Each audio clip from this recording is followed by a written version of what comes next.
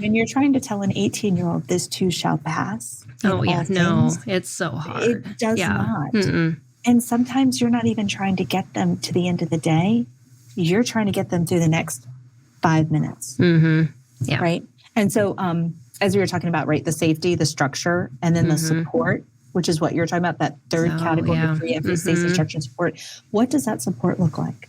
For many of us, we may be part of that safety team. It may be the support team. It may be dear friends. It might be mentors. It could be a therapist.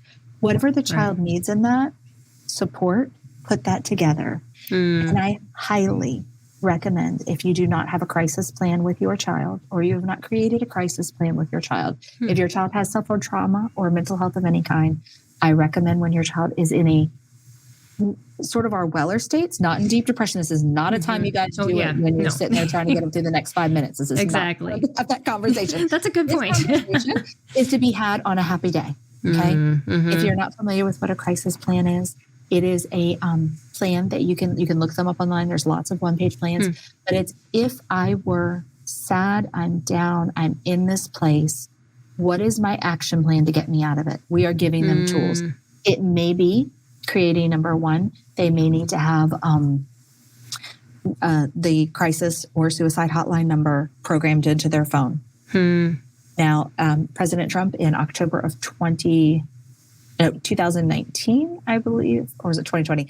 I don't know. Please don't hold me to that. It was one of the two. He signed into law that there'll be a new crisis number, like we have 911. 988 is actually going to be our new suicide hotline, 3-digit number. It will be rolled out, I believe, next year. Okay. Yeah, we're going to be out next year. But something to know about till then, you can put in the crisis numbers. There's text numbers. Make sure they know how to communicate to somebody. Right. Have a playlist. Do they have a music playlist that they can push play that will take that brain out of, this is not where we put the dark music, guys. This is the happy and the light and the encouragement, right? Right. Where are their 5 affirmations that they believe about themselves, the things that they believe about themselves and their value? Have they written out future goals? Can they get to a place? Is there something they have in a crisis process that takes them back? Because sometimes it's really just getting through a short period of time of action. Right. And moving the needle a little bit. And so if you haven't done a crisis plan as part of that support, our safety structure and support, one of the things I recommend is talking about it. If your child's down, do you have a plan in place? Do they know who to call? Do they know who to come to? Do they have the playlist they can hit if you're not around? Do they know breathing techniques? Do they know tools in their toolbox? Do they know meditation? Whatever that is for them. Or if they're Christian, do they hold to Bible verses?